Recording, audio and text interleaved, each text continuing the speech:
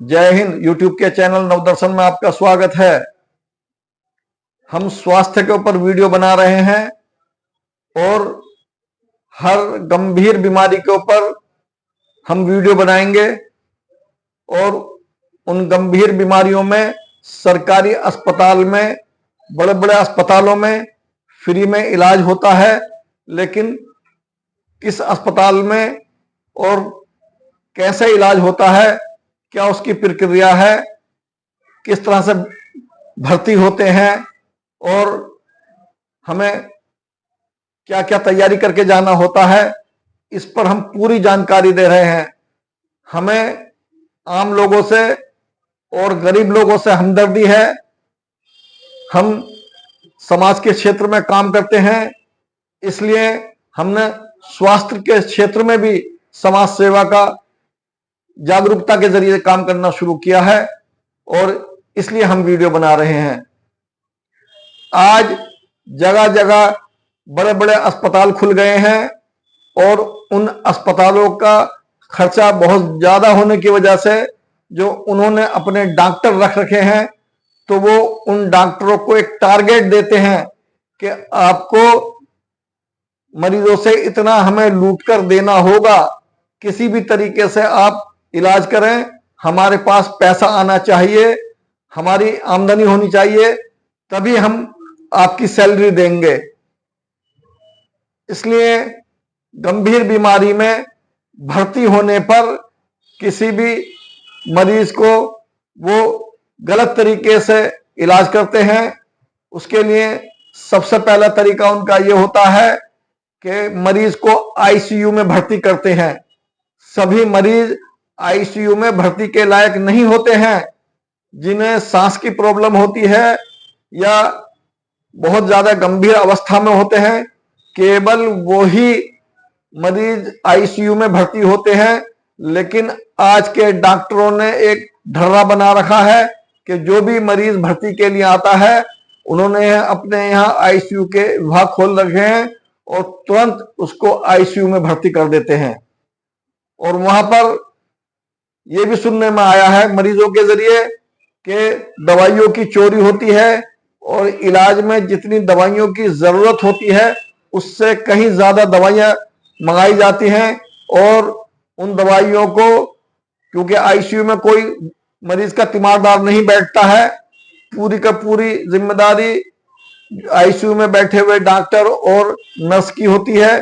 लिहाजा सबकी मिली भगत से दवाइयों की चोरी की जाती है और वो दोबारा मेडिकल पर पहुंच जाती हैं, जिसकी वजह से इलाज बहुत ज्यादा महंगा हो जाता है। एक सामान्य गंभीर रूप से बीमार रोगी के लिए 5,000 की दवाई बहुत होती है, 3,000 की दवाई में भी उसका इलाज हो सकता है। लेकिन आईसीयू के बेड के चार्ज किसी ने 8,000 कर रखे हैं, तो किसी ने 12,000 और किसी ने जो है और भी ज्यादा। इस तरह से मिलाकर सब 20 से लेकर 50,000 तक का बिल बन जाता है। और वो दवाइयां ऐसी लगाते हैं जो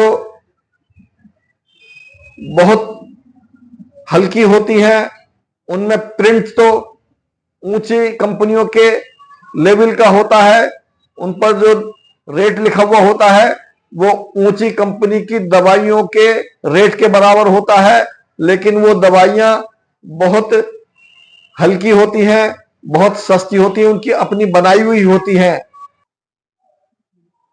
आम आदमी या गरीब आदमी गंभीर रूप से बीमार है तो उसी के गांव के डॉक्टर उसको, जो झोला छाप डॉक्टर होते हैं, जो छोटे डॉक्टर होते हैं, उनका बड़े अस्पतालों से कनेक्शन बना हुआ होता है और उनको मोटी दलाली मिलती है, 20 से 30% तक की दलाली उनको मिलती है।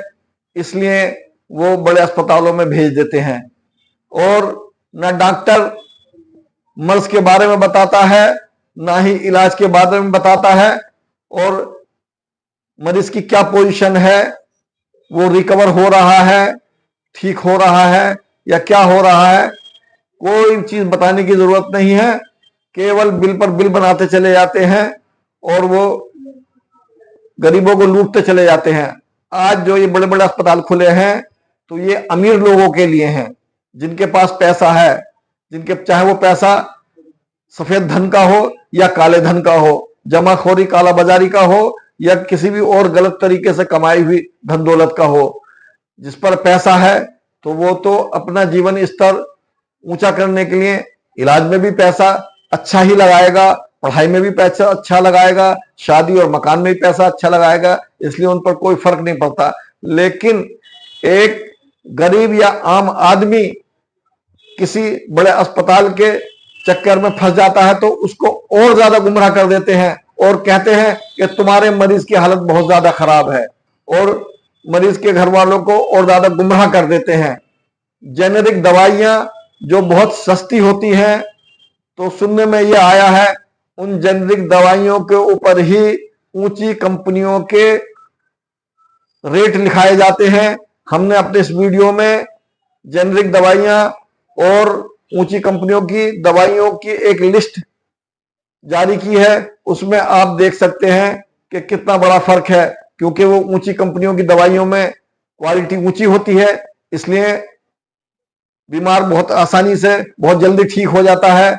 ये लोग उस ऊंची कंपनियों की दवाइयों को नहीं लिखते हैं, ये घटिया से घटिया दवाइयां लिखते हैं, लेकिन उन पर प्रिंट वही होता है जो बड़ी कंपनियों का रेट का होता है।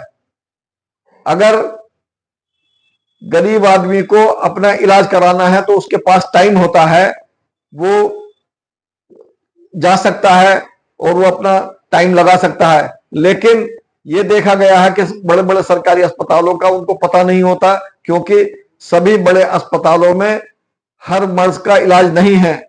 जैसे हमें दिल की बीमारी है, गंभीर बीमारी है, तो हमें पंत हॉस्पिटल जाना पड़ेगा।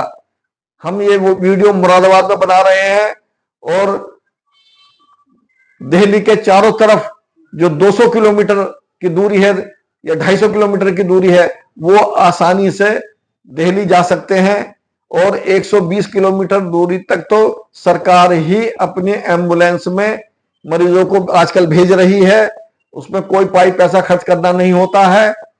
उसके लिए जिले के सरकारी अस्पताल में भर्ती होना होता है और सरकारी अस्पताल के डॉक्टर साहब रेफर लिखते हैं। तो आप उनसे कहिए, अगर 120 किलोमीटर की दूरी पर कोई अस्पताल है, जैसे मुरादाबाद से मेरठ, अलीगढ़, यहाँ सरकारी एम्बुलेंस लेकर जाएगी मरीज को और भर्ती करा करके आएगी। लेकिन दिल्ली है तो दिल्ली में जाने के लिए भी सरकारी एम्बुलेंस जा सकती है, लेकिन उसके लिए विशेष परमिशन लेनी होती है। डॉक्टर साहब के ऊपर जो अधिकारी होते हैं, सीएमएस, वो अलाउ करते हैं। लेकिन हमें पंत में, ओपीडी में अपने मरीज को दिखाना है, तब भी हमें सरकारी अस्पताल से या किसी प्राइवेट अस्पताल के डॉक्टर से, जहां से इलाज चल रहा है, वहां से हमें रेफर लिखाकर लेकर जाना होगा। प्राइवेट डॉक्टर रेफर नहीं करते हैं, क्योंकि वो तो मरीज को आसामी बना लेते हैं और वो जब तक उसकी हालत गंभीर नहीं हो जाती है तब तक वो छोड़ते नहीं हैं, और जब हालत बेकाबू हो जाती है, बहुत ज्यादा गंभीर हो जाती है, तब वो कहते हैं कि भाई दिल्ली ले जाइए या किसी बड़े अस्पताल ले जाइए।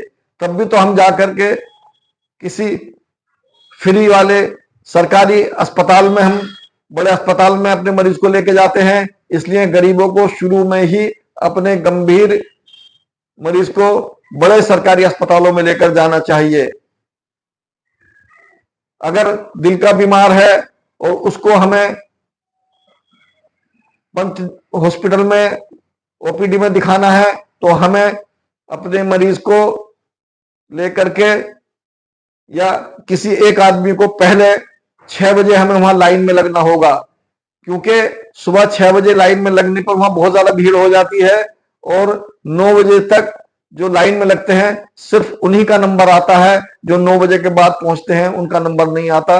इसलिए आम आदमी, गरीब आदमी टक्कर खाकर, धक्के खा करके, परेशान होकर के वो अब वापस आ जाता है, क्योंकि उसे उसकी प्रक्रिया का मालूम नहीं होता। लाइन में लगा और वो रेफर नहीं है तो तब भी वो नया पर्चा नहीं बनाते हैं, कहते हैं रेफर लिखा करके लाओ।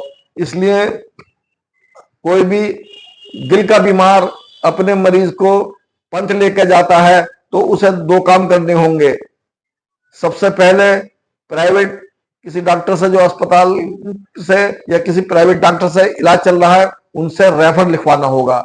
अगर वो रेफर लिखने में आनाकानी करते हैं तो हमें जिला अस्पताल के सरकारी डॉक्टर से रेफर लिखाना होगा, क्योंकि सभी सरकारी अस्पतालों में दिल के डॉक्टर नहीं होते हैं। इसलिए वो ईसीजी देख करके या इको टीएमटी देख करके वो रेफर आसानी से लिख देते हैं। उनसे आपको गुजारिश करनी पड़ेगी, उन डॉक्टर साहब की आपको इज्जत करनी पड़ेगी। डॉक्टर साहब से कहना पड़ेगा कि हम गरीब हैं, तब वो रेफर लिख के दे देते हैं।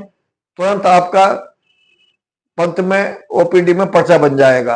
अब तो पंथ में इमरजेंसी की भी सुविधा हो गई है, लेकिन क्योंकि बेड कम है इसलिए इमरजेंसी में बहुत मुश्किल से नंबर आता है, और दूर से जाने वाले इमरजेंसी में मरीज वहां तक पहुंचने से पहले ही इनके लिए खतरा पैदा हो जाता है। इसलिए सबसे पहले आदमी अपने लोकल के ही बड़े अस्पतालों में दिखाता है।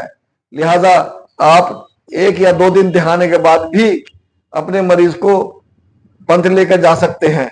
और इसके अलावा पूरे इंडिया में आज बहुत सारे, काफी तादाद में ऐसे अस्पताल हैं जो सुपर स्पेशलिटी हॉस्पिटल हैं, यानी एक ही मर्ज के इलाज करते हैं और वहां बहुत अच्छा इलाज होता है। अगर हम वो इलाज बाहर कराएंगे तो लाखों रुपए में होगा, 5-5 लाख 10-10 लाख रुपए में भी होगा। अगर किसी के पास आयुष्मान कार्ड नहीं है तो हमें सरकारी बड़े अस्पतालों की मदद लेनी चाहिए।